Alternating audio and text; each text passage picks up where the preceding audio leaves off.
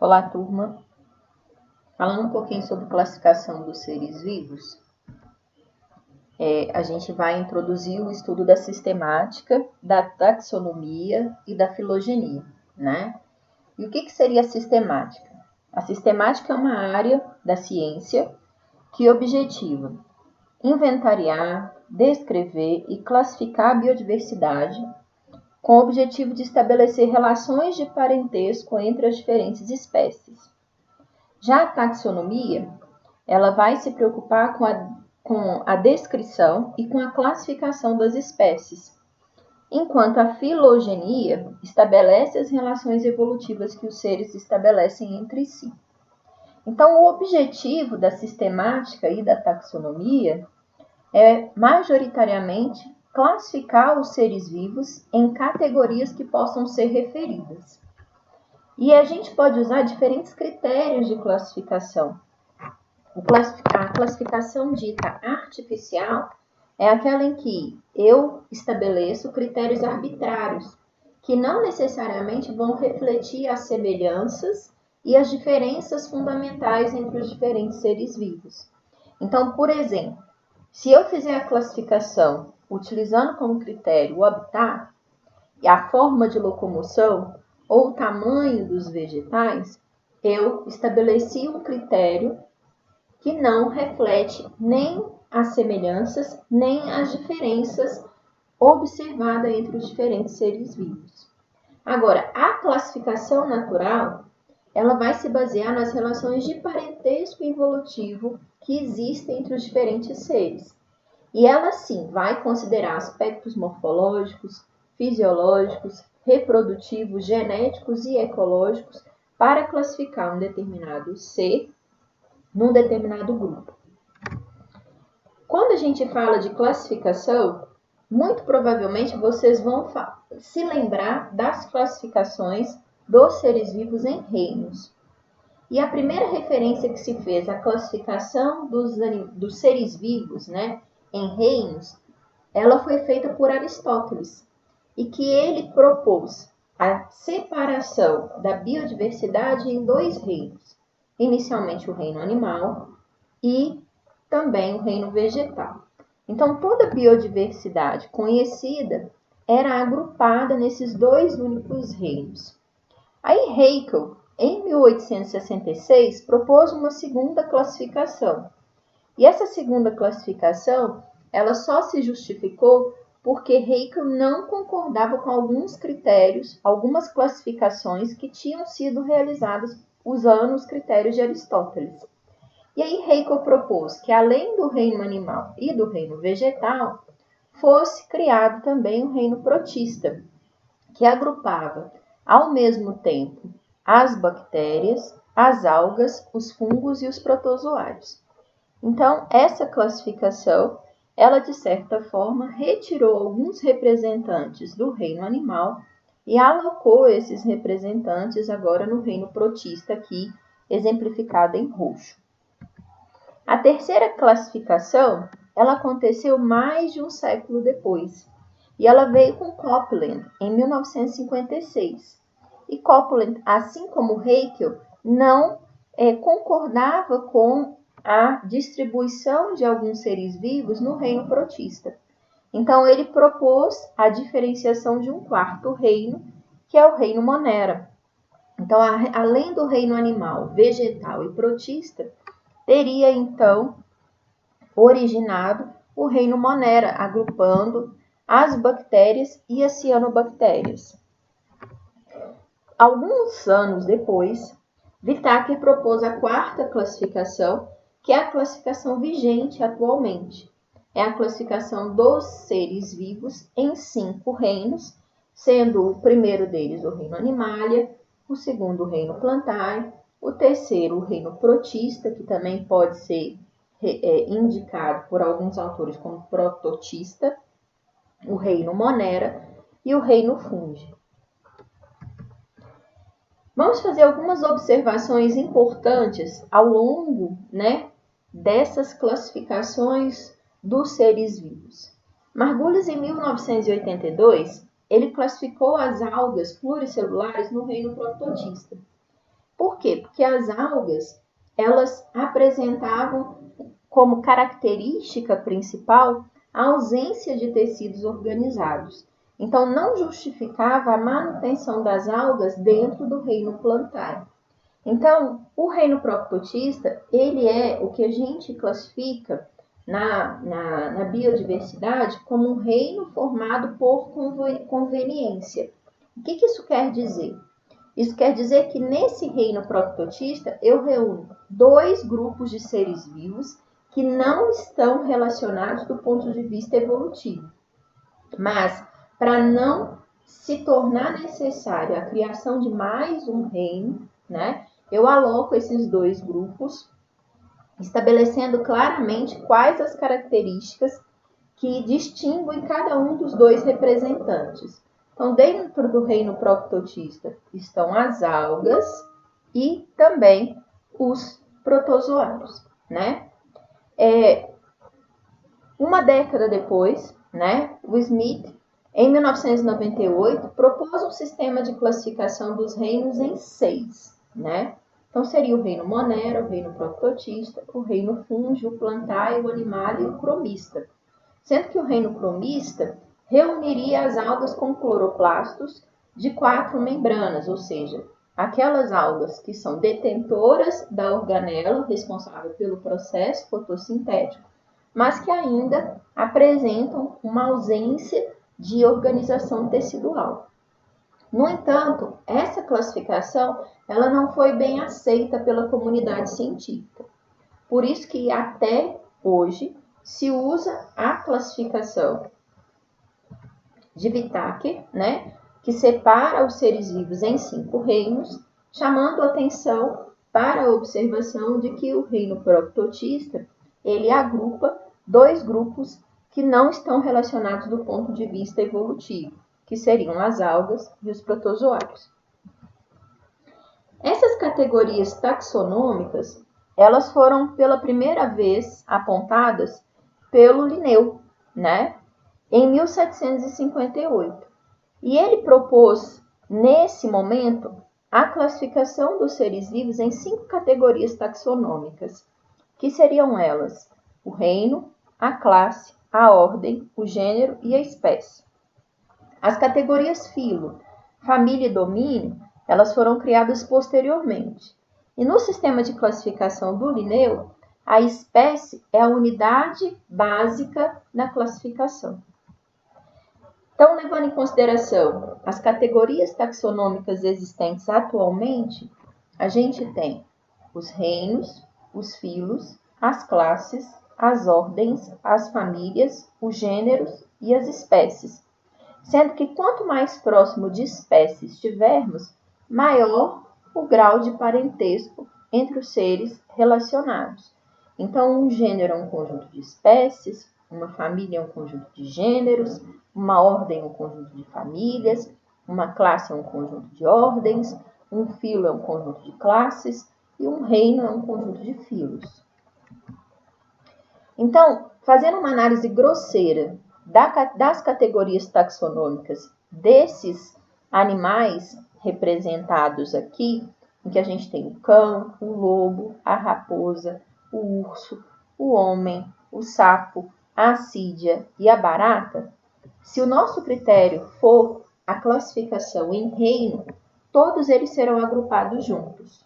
Agora, se eu estiver me referindo ao filo por dados, necessariamente eu vou precisar excluir a barata, né? Porque ela não faz parte do filo dos cordados, e sim do artrópoda, ok? Subfilo. Se o subfilo for vertebrados, necessariamente eu vou precisar excluir a assídia, que apesar de ser um animal e ser um cordado, não é um vertebrado. Então, não tem a manutenção da coluna vertebral, né? Em decorrência disso, a necessidade de exclusão da assídia na classificação de subfilo vertebrados. Se eu quiser reunir os animais que compõem a classe dos mamíferos, necessariamente eu vou precisar retirar o sapo, porque o sapo ele não é um mamífero, ele é um anfíbio, né? Se a ordem for carnívora, o homem, né, precisa sair dessa classificação. Então, são mantidos o cão, o lobo, a raposa e o urso. No critério família, se a família for a família Canidae, necessariamente eu preciso excluir o urso. Se o gênero for Canis, eu agrupo o cão e o lobo. Se o meu critério de classificação, só um minutinho, por favor. Se o meu critério de classificação for o Canis familiaris, aí eu estou me referindo especificamente à espécie Canis familiaris, aí o lobo necessariamente precisa sair e fica, então, somente o cão, né? Então, a gente está vendo que à medida que a gente desce na classificação, nas categorias taxonômicas, em direção à categoria espécie, eu acabo restringindo o número de exemplares que vão compor aquela categoria taxonômica propriamente dita. Uma classificação relativamente recente é a classificação dos seres vivos em domínios. Essa classificação ela foi proposta por Ullze em 1990 e ela propôs uma classificação dos seres vivos usando como principal critério a análise do RNA ribossômico. Então, avaliando o RNA ribossômico, que compõe toda a biodiversidade do planeta conhecida, esses seres seriam agrupados em apenas 3 domínios. 2 deles, domínios procariotas, e um deles, o domínio eucariota. Então, a arqueia representa um domínio no qual são agrupadas as bactérias metanogênicas, termófilas, halófilas e acidófilas, ou seja, aquelas bactérias que vivem em ambientes inóspitos, em que eu tenho gases que são tóxicos para a maioria dos seres vivos, ou que a temperatura, ou que a salinidade, ou que o pH acaba inviabilizando a manutenção da maior parte das formas de vida. Essas bactérias têm em comum a ausência de parede celular, ou então, quando elas a possuem, elas não são compostas por peptídeo glicano. E, do ponto de vista da análise de RNA ribossômico, eu consigo encontrar semelhança em todas elas. O segundo domínio seria o domínio bactéria, que vai reunir as bactérias cuja parede celular é constituída do peptídeo glicano, né? Lá na segunda série, normalmente quando a gente faz a abordagem do reino Monera, a gente ensina a vocês identificarem os 2 grupos de bactérias, né, majoritários na natureza.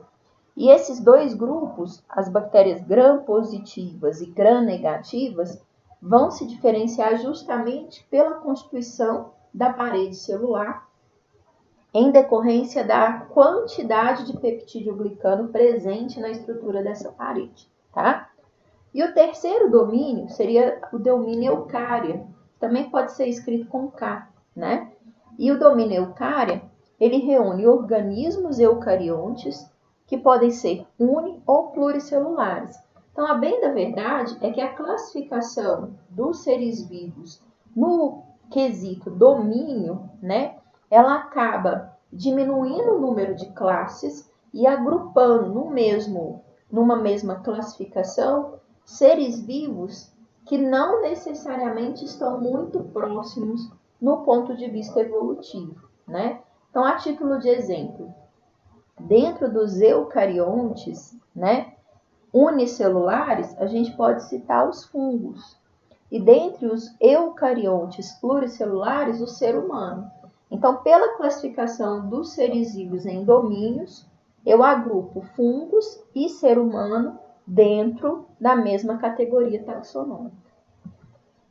Então, a partir dessa classificação de Ullze, foi proposto essa árvore filogenética da vida, né, em que eu tenho a separação de toda a biodiversidade em 3 domínios: bactéria em roxo, arqueia em vermelho, eucária em rosa, né? Então, a gente vê aqui a separação desses 3 domínios de classificação dos seres vivos. Falando um pouquinho sobre a classificação filogenética, né, que teve início com o desenvolvimento da cladística lá em 1950, essa área da ciência ela é baseada em relações de ancestralidade evolutiva entre as espécies atuais ou já extintas. Então, a proposição fundamental da cladística, ela diz o seguinte: se uma novidade evolutiva surge e se mantém em uma determinada espécie, todas as espécies que dela se descenderem herdarão essa característica, né? E novidade evolutiva a gente pode subentender como uma característica que não estava presente nos ancestrais, mas que, a partir de uma mutação, passou a existir e perpetuar ao longo das gerações, tá? Então, alguns conceitos fundamentais que a gente vai aplicar na cladística são as características. O que é uma característica plesiomórfica? O que é uma característica apomórfica? E o que representaria uma sinapomorfia, né? O que é uma característica plesiomórfica? É aquela característica que está presente no ancestral, ou seja, ela é mais antiga. Então, por exemplo, as vértebras, né? Quando eu estudo os vertebrados, eu estou me referindo a 5 grupos majoritariamente: peixes, anfíbios, répteis, aves e mamíferos, né? Esses 5 grupos reúnem animais vertebrados. Como plesiomorfia, ou seja, característica presente até mesmo no ancestral desses vertebrados, a gente tem a presença das vértebras, tá? E o que seria uma apomorfia ou uma característica apomórfica? É uma característica que é derivada e hereditária de uma característica plesiomórfica, ou seja, ela vai representar a novidade evolutiva e com isso ela define grupo descendente de um ancestral comum. Então, por exemplo, ainda dentro da classificação que a gente propôs dos vertebrados, né? O surgimento de glândulas mamárias e de pelos deu origem a um novo grupo dentro dos vertebrados, que é o grupo dos mamíferos. Então, a plesiomorfia apresentada por todos os vertebrados é a presença da vértebra, né? Então, se eu também pedir a vocês uma plesiomorfia do mamífero em relação aos seus ancestrais, vocês podem citar a presença das vértebras. Agora, se eu pedir as apomorfias, que são características dos mamíferos, necessariamente vocês vão ter que me citar a presença de glândulas mamárias, a presença de pelos, ok? Já uma sinapomorfia. A sinapomorfia, ela vai ser uma característica que ela é compartilhada por todos os descendentes de seu ancestral comum. Então, por exemplo, todos os tetrápodes, eles têm membro anterior. Alguns vão ter esse membro anterior, né, diferenciado em nadadeiras, outro em asas, outro em braços, né? Então, quem são os tetrápodes? São aqueles que têm tanto membro anterior quanto membro inferior, né, ou posterior, tá? Quando eu avalio esse membro anterior, ele pode estar diferenciado em diferentes estruturas. Ele pode ter originado uma nadadeira, no caso dos peixes, ou então dos mamíferos que retornaram ao ambiente aquático, né, como as baleias, os golfinhos. Eu posso ter a diferenciação desse membro anterior formando asas, nesse caso as asas das aves, as asas que eu consigo observar nos morcegos, né? E eu também vou poder identificar a presença de braços, né? Então, esse membro anterior teria originado o que eu conheço como braço, que é uma característica que eu vou observar no ser humano, né? E vou conseguir observar também em alguns exemplares de tetrápodes, mesmo que já extintos, como é o caso de alguns dinossauros, tá? Então, plesiomorfia é uma característica ancestral, apomorfia é uma característica que surgiu pela primeira vez e ela é característica daquele grupo. Sinapomorfia vai ser uma característica que é derivada, porém compartilhada entre todos os descendentes de um ancestral comum, né? Então, por exemplo, se eu pedir uma sinapomorfia entre aves e mamíferos, muito provavelmente vocês vão remeter à capacidade de manutenção da temperatura corporal constante, né? Tanto as aves quanto os mamíferos têm uma temperatura corporal constante. Ela é uma sinapomorfia porque ela é compartilhada entre dois grupos distintos e ela está presente em todos os descendentes desses grupos distintos, ok? E a forma como a cladística tem de demonstrar as suas conclusões no que diz respeito à origem e derivação da biodiversidade é a utilização dos cladogramas. O que é um cladograma? Um cladograma ele é uma representação gráfica das relações filogenéticas, ou seja, relações de ancestralidade entre diferentes grupos de seres vivos. Então, ela vai ter uma base, uma origem. Nessa origem, o traço vai representar a passagem de tempo. Então, nesse ponto em que eu tenho uma derivação entre grupo A e esse grupo que segue, né, a sua história, a gente tem um nó. E esse nó ele vai representar a diversificação por cladogênese e o ancestral comum dos ramos acima, né? Então, ó, eu tenho aqui nesse cladograma 1, 2, 3, 4 ramos, né? E um quinto grupo aqui que derivou, tá? Então, ó, a partir do momento dessa diversificação, do surgimento dessa característica, surge o grupo A, segue os demais a sua história evolutiva. Num determinado ponto da história, surge uma nova característica que deriva o grupo B e tem segmento parte desse grupo. Nesse ponto marcado aqui em vermelho, eu tenho uma terceira característica derivando e outro grupo que dá seguimento à sua história evolutiva.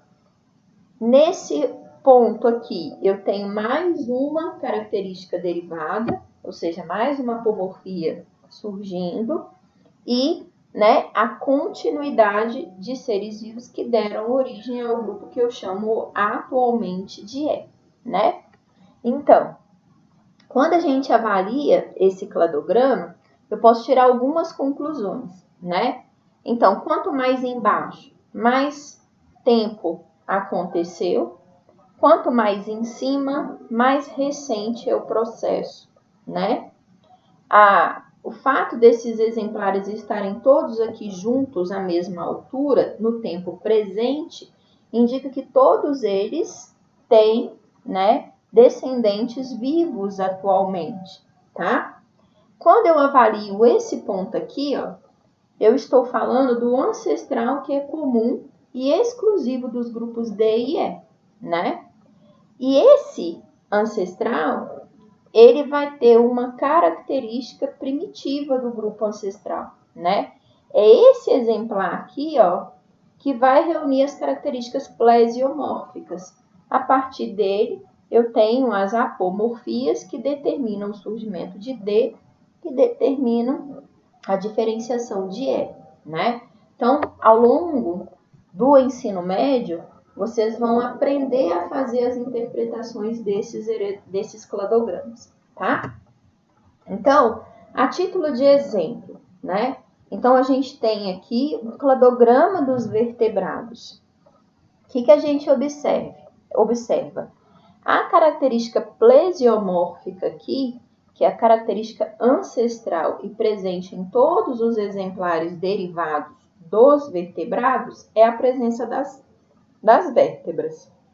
Num determinado ponto da história evolutiva, eu teve origem os peixes e deu seguimento a esse grupo que em dois, né, sofreu uma adaptação no que diz respeito à locomoção, né? Então, a locomoção desses animais passou a ser terrestre. E isso acabou diferenciando aqui, né, o surgimento dos anfíbios. Nesse terceiro ponto, teve origem o ovo amniótico, né? Então, esse ovo amniótico é um ovo que tem o amnion, que é um anexo embrionário que vai garantir hidratação e proteção contra desidratação e choque mecânico dos embriões em desenvolvimento. Teve origem, então, né, a outros grupos. Então, a característica 5, que seria a presença do crânio diapsídico.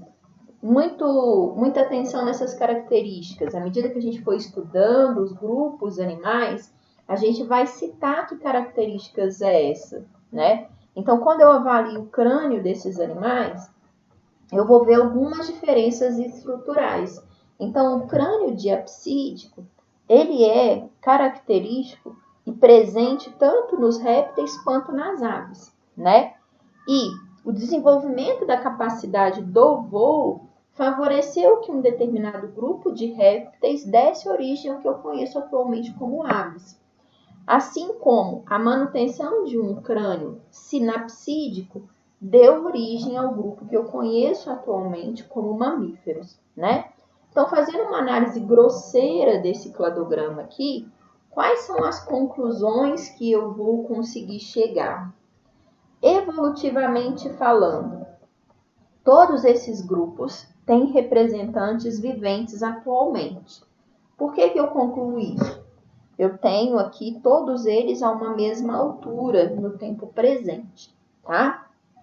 Evolutivamente falando, répteis e aves, eles são mais próximos evolutivamente, né? Na verdade, as aves derivaram de um grupo de répteis, tá?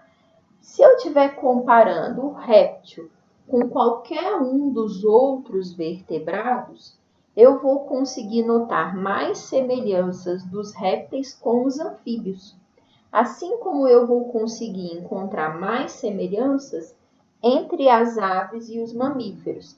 Então, a proximidade, né, das derivações acaba aproximando grupos filogeneticamente, né? E o que primeiro teria derivado seria o grupo dos peixes. Por isso que quando nós estudamos os vertebrados, desde lá do 7º ano, a gente estuda peixes, depois anfíbios, depois répteis, aves e mamíferos, né? E essa é uma classificação da biodiversidade vertebrada que a gente vai voltar a trabalhar a partir, né, desse ano letivo. Então, vamos aprender algumas outras nomenclaturas que eventualmente podem ser abordadas com vocês em exercícios vestibulares, né? O que seria um grupo monofilético? Um grupo monofilético é aquele que inclui todas as espécies derivadas de um ancestral comum, incluindo esse ancestral. Então, essa porção aqui, ó, achurada em azul, reúne um grupo monofilético, né? Que vai aproximar todas as aves dos reptilianos, né? Incluindo o ancestral comum deles, tá? Então, isso representa um grupo monofilético. Eu poderia fazer um grupo monofilético de todos os vertebrados? Sim. Nessa situação, eu faria, né? Eu ia achurar em azul todo o cladograma que está sendo aqui representado, inclusive o primeiro nó aqui, a partir do qual houve a derivação de todos os grupos, tá? Agora, um grupo parafilético. Um grupo parafilético é aquele que vai compreender um grupo de descendentes de um ancestral comum, mas não todos os descendentes desse ancestral. Então, eu faria, por exemplo, o agrupamento de todos os reptilianos, né? Mas excluiria dessa classificação as aves. Como eu excluí um dos descendentes desse ancestral, isso aqui, achurado, representa um grupo parafilético, não mais monofilético, tá? E um grupo polifilético? Um grupo polifilético é aquele que vai reunir 2 ou mais grupos monofiléticos e que não inclui o ancestral comum a todos os grupos, né? Então, eu posso simplesmente agrupar os mamíferos com as aves, sem levar em consideração os outros grupos, incluindo o seu ancestral. Nessa situação, eu estou fazendo referência ou comparando grupos que eu chamo de polifiléticos, né? Então, essas terminologias, vocês vão começar a se acostumar com elas, tá? E elas vão ser abordadas à medida que a gente for estudando os grupos dos seres vivos propriamente ditos, tá? Então, aqui a gente tem, né, diferentes sistemas de classificação. Então, quando a gente fala de classificação dos seres vivos, a gente tem que falar qual que é o critério que a gente está utilizando, tá? É o critério de domínios? Se for o critério de domínios, nesse caso, eu vou separar a biodiversidade em 3 grupos: arqueia, bactéria e eucária. Se a minha classificação for em reinos, aí eu estou adotando qual classificação? A mais usual é a do Vittaker, que faz a classificação em 5 reinos. Mas eu posso adotar 6 ou mais, dependendo do cientista que eu estou usando como referência para análise daquela questão ou para execução daquele trabalho, tá? Então, por isso a importância da referência científica todas as vezes que eu estiver fazendo uma análise de um cladograma ou de algum estudo que tenha sido publicado, ok? Então, dando continuidade, né, ao estudo da sistemática e da taxonomia, né, a primeira pergunta, né, que nos vem à mente é por quê? Por que que eu preciso classificar a biodiversidade e essa classificação necessariamente vai seguir parâmetros que são definidos por uma outra ciência, que no caso é a sistemática, tá? Eu preciso classificar com o intuito de facilitar o meu estudo e orientar o meu conhecimento, né? Então, o emprego da taxonomia, né, que na origem da palavra, ela diz respeito à lei e à ordem, né? Eu vou criar, né, uma nomenclatura que vai facilitar a identificação e a classificação dos seres vivos de acordo com um critério básico, que é o grau de parentesco que existe entre esses seres. Então, se eu fizer, né, aqui o lançamento de diferentes espécies animais que vocês conhecem e pedir para que vocês façam a classificação desses seres de acordo com os seguintes critérios: é vertebrado ou não? Rapidamente vocês vão alocar, né, o inseto, a estrela do mar, o caramujo dentro e a aranha, né, dentro do grupo dos invertebrados, enquanto vocês vão alocar os peixes, o sapo, o gato e o coelho dentro do grupo dos vertebrados. Então, a adoção da sistemática, ela tem por objetivo facilitar o entendimento e, de certa forma, facilitar, né, a organização do conhecimento que é gerado no que diz respeito ao assunto biodiversidade, né? Então, a taxonomia, ela tem sua importância, porque quando a gente considera que no nosso planeta existem mais, né, de 3.000 idiomas descritos e existe uma necessidade, hoje mais do que nunca, de uma comunicação global, a gente tem que buscar estratégias de padronização da linguagem de forma que nós consigamos conversar, dialogar, mesmo que à distância, né?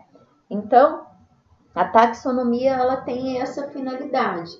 Ela tem o objetivo de criar uma linguagem padronizada para o diálogo científico, tá?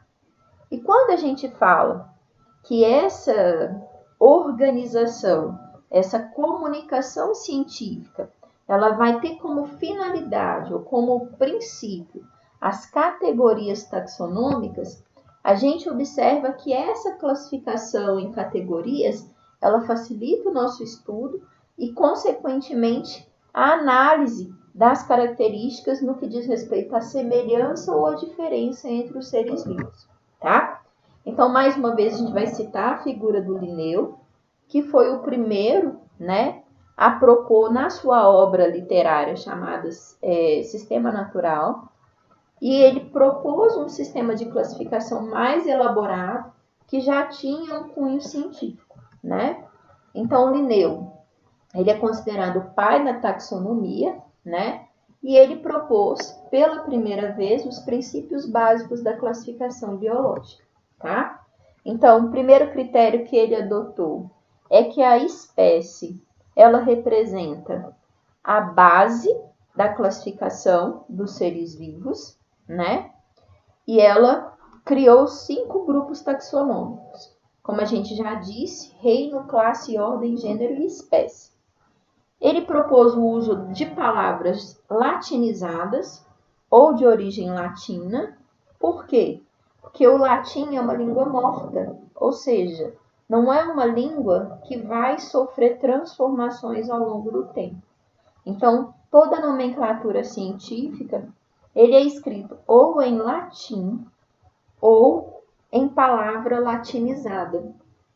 E ele estabeleceu também a nomenclatura binomial, né? Ou binominal para a espécie, tá?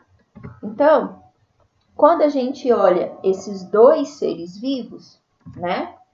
Eu posso classificá-los.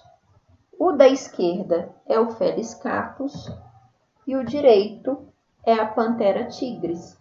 Então, por mais que, olhando apenas a fisionomia, eu agrupo esses animais como filogeneticamente relacionados, quando eu faço uma análise da nomenclatura científica, eu percebo que eles são parecidos, porém, eles não pertencem nem mesmo ao mesmo gênero, né?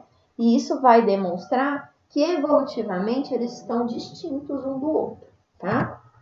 Então, vamos para mais um exemplo, usando outra classificação, né, de um cladograma.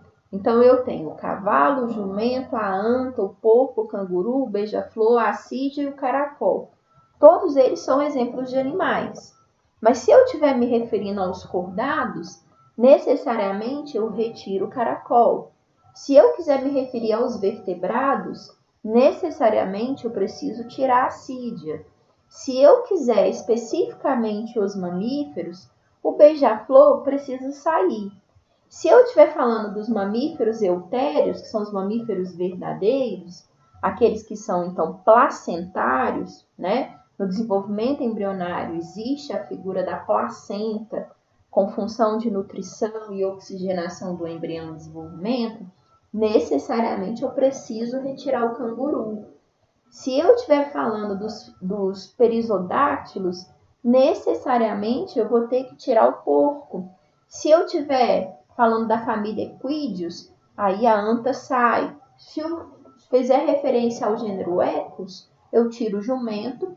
E aí, no que diz respeito à categoria taxonômica espécie, eu tenho o Equus cabalus, né? Então, dependendo do critério utilizado, eu tenho um maior ou menor grupo de seres alocados, ok? Vamos falar um pouquinho agora das categorias taxonômicas, né? Então, vamos pegar dois exemplos, o homem e o cão. Quando eu avalio o reino, eles pertencem ao mesmo reino. Quando eu avalio o filo, ambos são chordata. Quando eu avalio o subfilo, ambos são vertebrata. Quando eu avalio a classe, os dois também são mamíferos. Quando eu avalio a ordem, aí o homem é primata e o cão é carnívora, né? Então, até classe, eles eram iguais. A partir da ordem, eu começo a diferenciá-los. Se a ordem é diferente, necessariamente a família também será. Então, o homem é Hominidae e cão é Canidae, né? Gênero. O gênero é Homo para o ser humano e Canis para o cão. Quando eu avalio espécie, Homo sapiens, Canis familiares. Então, eu consigo perceber que a partir do momento que tenha surgido na história evolutiva uma separação do grupo, a partir daquela categoria taxonômica, todas as demais diferem, né? Existe uma palavrinha que nos ajuda a lembrar a ordem dessas categorias taxonômicas, que é a palavrinha reficofage, né? Então, re de reino, fi de filo, C de classe, O de ordem, Fá de família, G de gênero, E de espécie, né? No caso de reficofage, eu não tenho subfilo, porque sub é abaixo. Então, subfilo está abaixo de filo. Subclasse abaixo de classe. Subordem abaixo de ordem. Seriam categorias taxonômicas intermediárias, ok? E a subespécie do ser humano é Homo sapiens sapiens, né? Para cão, não existe a classificação em subespécie, porque ela não se justifica evolutivamente. Vamos pegar um exemplo do Linneu, né? A pantera, ela tem como nome científico Panthera leo. E a onça tem como nome científico Panthera onca. O que eu concluo, né? Que a onça e a pantera são filogeneticamente, né, relacionadas, semelhantes, né? E isso decorre do quê? Da proximidade dos critérios de classificação. Tanto a pantera quanto a onça pertencem ao mesmo gênero, vão diferir com relação ao nome específico, ok? Então, no caso aqui, a gente tem uma imagem de uma pantera onça, né? Então, é uma onça, não é uma pantera, tá? Então, pantera vai fazer referência ao nome do gênero e onca vai fazer referência ao epíteto específico, tá? Então, o primeiro nome, ele vai ser escrito sempre com a primeira letra maiúscula e ele vai fazer referência ao epíteto genérico. O segundo nome vai ser sempre escrito com a primeira letra minúscula, que vai fazer referência ao epíteto específico, tá? Então, gênero é um conjunto de espécies semelhantes e o epíteto específico é o termo que designa a espécie que está sendo citada, trabalhada, né, interpretada, ok? Quais são as regras de nomenclatura que a gente vai adotar, tá? Lembrem-se sempre que a organização ela é uma necessidade, especialmente se a gente pretende enfrentar a tendência universal à entropia, né? Ao homem que desenvolveu o seu multifacetado nicho de forma cada vez mais complexa, cabe a enorme obrigação de organização da biodiversidade, tá? Então, vamos lembrar que entropia é grau de desordem, tá? Então, quanto maior a desordem, menor o conhecimento. Se eu organizo, eu diminuo a entropia e, com isso, eu organizo o conhecimento científico, tá? Em ciências, essa preocupação surgiu muito cedo e os primeiros pensadores eles buscavam formas de distribuir os organismos até então observados em categorias criadas a partir de características comuns, né? Então, a vantagem do uso do nome científico é a facilidade de comunicação entre pessoas mesmo que de regiões ou países diferentes, e evita, então, o uso de nomes vulgares ou populares que poderiam gerar confusão por mudarem com o tempo ou serem diferentes nos diversos locais. Essa nomenclatura científica, ela acaba sendo universal e ela tende a ser imutável, facilitando a padronização, a documentação e a troca de informação sobre esses seres, tá? Então, vamos dar só um exemplo. Se eu pedir para vocês me citarem os diferentes nomes que vocês conhecem para mandioca, muitos de vocês iam lembrar que mandioca pode ser chamada de mandioca, de aipim, né? Tem outras nomenclaturas que a gente vai utilizar aí pelo Brasil, que é um país de extensão continental, né? Todas essas nomenclaturas são nomenclaturas vulgares, são baseadas numa nomenclatura popular, que é geralmente local, né? Agora, se eu me referir à mandioca pelo seu nome científico, independente do local do mundo no qual eu esteja, né? A pessoa que tem o mínimo de entendimento no que diz respeito à nomenclatura científica vai saber que eu estou fazendo referência à espécie mandioca, tá? Então, a primeira regra da nomenclatura é que na designação científica, os nomes devem ser escritos em latim ou em palavra latinizada. E eles devem ser grifados ou impressos em itálico, tá? Então, quando eu falo do homem, eu vou usar Homo sapiens. Essa é uma nomenclatura latinizada e vocês devem ter reparado que na escrita ela está em itálico. Quando eu falo do cão, eu vou me referir a ele como canis familiares, usando também uma nomenclatura latinizada e uma escrita em itálico. A segunda regra que a gente vai adotar é que os termos que indicam até reino deverão ter a inicial maiúscula e, quando for manuscrito, deve estar sublinhado em itálico ou negrito. Então, por exemplo, aqui eu tenho um verme, que é o Ascaris lumbricoides. Eu posso estar me referindo a ele apenas pela utilização do nome genérico, Ascaris. Nessa condição, a primeira letra tem que ser maiúscula e a nomenclatura tem que estar sublinhada, tá? Em itálico ou em negrito, tá? Então, de alguma forma, eu preciso destacá-la do meu texto.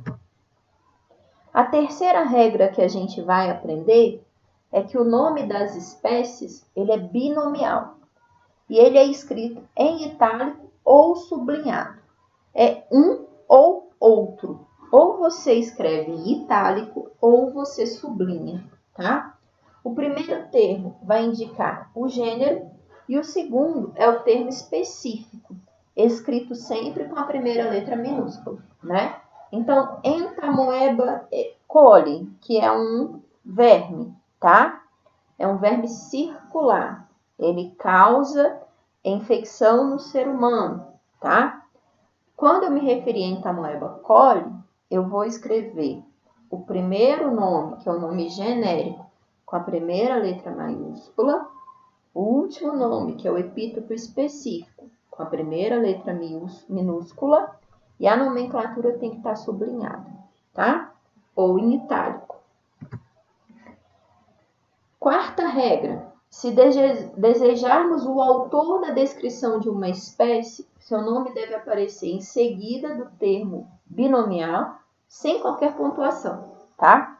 Então, por exemplo, o Trypanosoma cruzi, que é um agente causador da doença de Chagas, ele foi descrito por um brasileiro chamado Carlos Chagas no ano de 1909, né?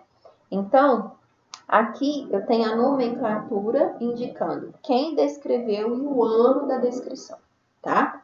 Sempre entre o nome também e o ano eu vou ter a presença da vírgula, ok? A quinta regra a ser adotada é que entre o gênero e a espécie, o animal pode ter um terceiro nome, que é o subgênero, escrito também com a inicial maiúscula e entre parênteses. Então, por exemplo, aqui eu tenho, né, como gênero, o gênero Anopheles ou o gênero Aedes. Como subgênero, eu tenho 3, Nisorrhynchus, Stegomyia, Kertesia. Como nome específico, Anopheles darlingem, Aedes aegypti, Anopheles bellator, né? Então, a nomenclatura utilizando subgênero, assim como a nomenclatura utilizando subespécie, ela não necessariamente vai aparecer. Mas se eu tiver um nome entre o epíteto genérico e o epíteto específico, escrito com a primeira letra maiúscula e entre parênteses, eu sei que é a nomenclatura do subgênero. Da mesma forma, se eu tiver uma nomenclatura trinomial em que eu tenho o epíteto genérico, o epíteto específico, depois eu tenho um outro nome também escrito em latim com a primeira letra minúscula, eu sei que eu estou indicando, além de gênero e espécie, a subespécie, ok? Então, vamos lá. Sexta regra. A abreviatura de espécie é SP ponto. E a de espécies, no plural, é SPP. Então, quando eu falo Plasmodium sp, eu estou fazendo referência a uma espécie. Agora, se eu escrever Plasmodium spp, eu estou falando de todas as espécies do gênero Plasmodium, tá? Então, são terminologias aí que vão ser apresentadas para vocês aos poucos. As espécies, gente, elas são estáticas ou elas mudam ao longo do tempo, né? Essa é uma pergunta que a gente deve sempre se fazer, tá? As espécies, elas mudam com o tempo, porque a evolução, ela está constantemente atuando. Em qual sentido? De diversificar os seres vivos e selecionar os melhores adaptados. Então, eu consigo fazer uma relação entre a evolução e a sistemática, tá? Então, a sistemática é a área da biologia que se preocupa principalmente em compreender a filogenia, ou seja, a história evolutiva das espécies dos diferentes seres vivos, ok? E quando eu falo de sistemática filogenética ou cladística, eu estou, entendendo que a diversidade de seres vivos ela é resultante da ocorrência de processos evolutivos e que esses processos vão ocorrer ou por anagênese ou por cladogênese, tá? O que seria uma cladogênese? Essa figura é bastante ilustrativa disso. Eu tenho uma determinada população de caracóis que eu chamo de A. Em algum momento da história, surgiu uma barreira geográfica que separou esse grupo em 2. Com o passar do tempo, esse grupo pequeno aqui, ele se adaptou às condições do ambiente à esquerda e ele originou a espécie B. Ao mesmo tempo que esse pequeno grupo que se organizou à direita, se adaptou às condições ambientais presentes aqui e deu origem a C. Então, a cladogênese, ela vai fazer referência ao surgimento, de fatores que vão acabar forçando, entre aspas, a adaptação e seleção dos melhores adaptados. Então, por exemplo, uma montanha ou um rio podem representar um evento de cladogênese, A partir do momento que eles surgiram, eles favoreceram aí a cladogênese, tudo bem? E aqui, então, a gente consegue associar o cladograma com a ocorrência da cladogênese, Então, eu tenho aqui na raiz o ancestral, né? Que ao longo do tempo deu origem, né, a diferentes ramos, ok? Então, eventos de cladogênese teriam favorecido a diversificação e, consequentemente, a adaptação desses animais, desses seres, aos ambientes nos quais eles se encontram, né? Então, a gente consegue enxergar os eventos de cladogênese favorecendo, né, a diversificação de espécies e, consequentemente, a formação de relações de parentesco entre esses seres. Então, muito provavelmente, C é muito mais próximo de D do que se eu compará-lo a X, né? Então, quanto menor é o tempo de irradiação, né, de separação, maior a semelhança filogenética, tá? Então, aqui a gente tem um cladograma, né, da origem dos mamíferos. Então, acredita-se que todos esses mamíferos aqui, ó, primatas, né, sejam aparentados, tá? Isso quer dizer que o homem veio do macaco? Não, isso quer dizer que o homem e o macaco têm um ancestral comum. E essa derivação, ela não aconteceu ontem, ela aconteceu ao longo de milhões de anos. Então, acredita-se que há aproximadamente 60 milhões de anos, a gente tinha um ancestral mamífero que tinha essa aparência, né? Em algum momento da história, ele derivou formando os lêmuros e os tarsos, posteriormente os macacos, né? Depois o gibão, o orangotango, o gorila, o homem e o chimpanzé. Então, quando eu falo que o homem e o chimpanzé são filogeneticamente semelhantes, né, ou relacionados, eu estou dizendo que eles têm um ancestral comum, né? E eu consigo enxergar essa filogenia através de análise de DNA, ok? Então, pessoal, para introduzir classificação dos seres vivos, eram todos esses conceitos que eu gostaria de trabalhar com vocês, tá? E à medida que a gente for evoluindo no ensino médio, a gente vai trabalhar melhor esses conceitos e eles vão ficar melhor sedimentados, tudo bem? Então, até a próxima oportunidade, pessoal.